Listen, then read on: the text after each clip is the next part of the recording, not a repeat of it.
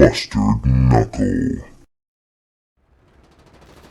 Hello everybody, Mustard Knuckle back again, heading out in the T-34, the tank to change the world basically, as far as tank design and all that kind of stuff. Kind of the Sherman of the Soviets, the Soviet Sherman, maybe would be a better way to say that.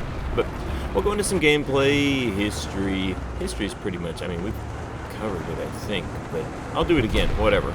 And just any tips or anything like that that come up along the way. Hard to shoot through a bush. Let's see. I mean, the round will go through, but I can't see anything. So the T-34 was just so similar to the Sherman in the sense that it was so versatile. There were so many variants made with this, a 57mm version, an 85mm version, you know, and then the various versions along the way, 41, maybe 43, you know, the improvements that they made as time went on with this thing. But the base of the tank was so good. I'm paranoid.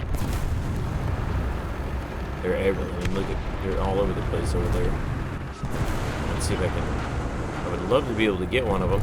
One of the downsides or the drawbacks on a T-34 is, and with a lot of the Russian vehicles, is depression with the barrel. You can't get the barrel down very far.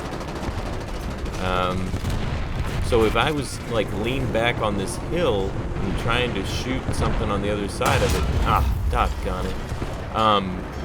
If I was trying to shoot, okay, just reload.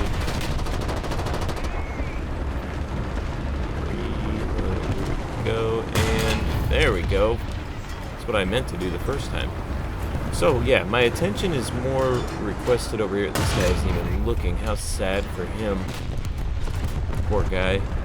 I hate it when that happens to me. I think like, oh, I'm good, and then next thing I know, I'm getting blowed up by somebody that I didn't even know was there. Very frustrating. Well, here's another T-34 to help out. So with the oh, at least it's a casemate. Okay, remember, casemates eliminate their ability to maneuver if you can't kill them. And if you can kill them, go ahead and kill them. But if I can't get, he's running over. No, this guy's got my attention. I'd rather do that. Oh shoot! No, he tricked me. Oh, that's all my fault. So if I can get, oh, I got a side shot on him now. Oh, somebody else got him. Alrighty, moving on. So you see the sloped armor in the front of this thing. That's one of the main developments or technical advantages. I think that's at 60 degrees. So when you slope that armor back like that, it makes it, even though it's only, I think, 45 millimeters thick. I might have those numbers backwards. It might be 45 millimeters thick and 60 degrees sloped, or it could be 60 degrees and 60 millimeters. I don't know. But anyway, when you slope it back, it makes it hard for something to get through because it's effectively thicker. So that's why that's sloped like that, and that's why I kind of don't understand why anybody would ever build a tank with any of these like big vertical fronts or something like what we see. Wow, I'm happy with that. That was a big explosion. What a pop. Nice.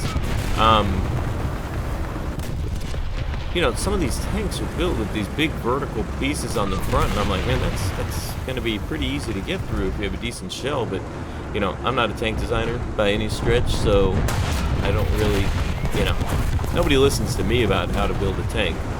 But I would tell them if I was, I'd say, hey, you know, let's not have that piece go straight up and down there.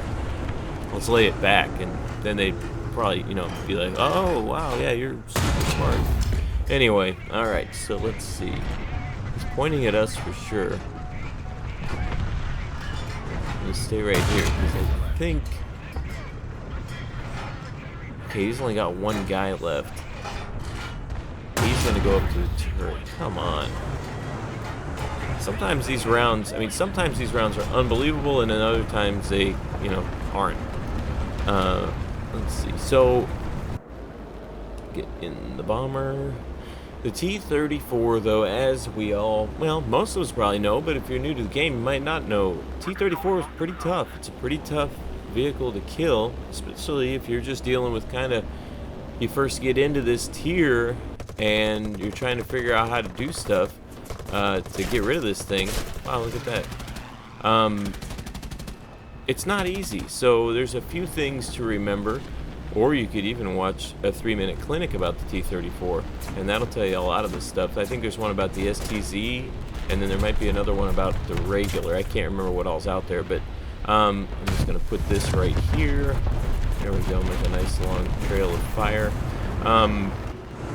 The turret cheeks can be a spot to get through. Here we go. And it's only a 2-man turret, so if you can manage to take out the turret, especially with a side shot or a quartering shot on the turret, you can do that. Wow, that guy's turret just landed. Holy cow. That turret must have gone way up high. The sides are pretty easy. Basically, anything from directly in front is pretty tough. So that's where we'll think about barrels and things like that. Tracks, get rid of the mobility, but really if you can get the horizontal turret ring, the barrel, something like that, to where you can move and get to a different position, that would help. Hopefully you'll just have teammates near you that have decent rounds. Oh, here comes some bombs. Make a U-turn and go back. Look at the carnage. Wow. So let's see, we're in really good shape on this game. I don't really need to do much. I'll just hang out here and keep shooting. So this tank, another upside of it is it's pretty fast. 500 horsepower. It had a V12, which I think was a diesel V12. So 500 horsepower out of a V12, which diesels are normally a lot of torque. So if it's a 500 horsepower V12, you can assume that the torque, I'm happy with that. Nice easy side shot.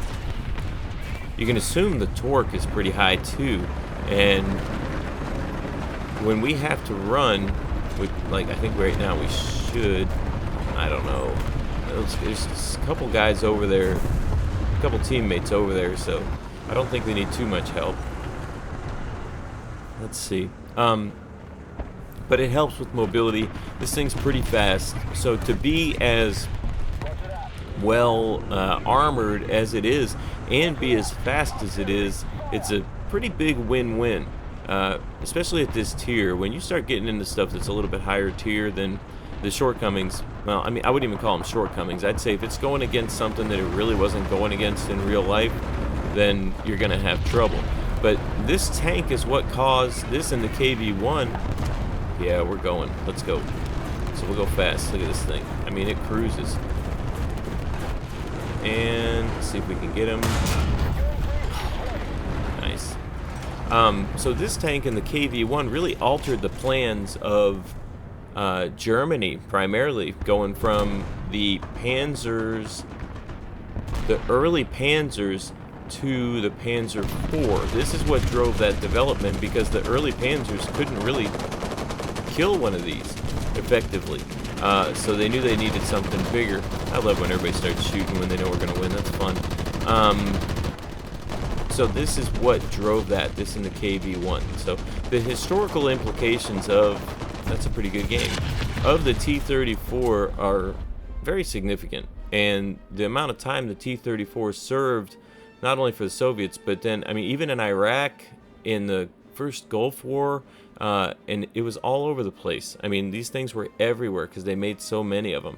So the effectiveness of the initial design is really significant and interesting, that it maintained the ability to fight even 40, 50 years after it was designed. So we'll take a look at the game here. 7 kills, 4 assists.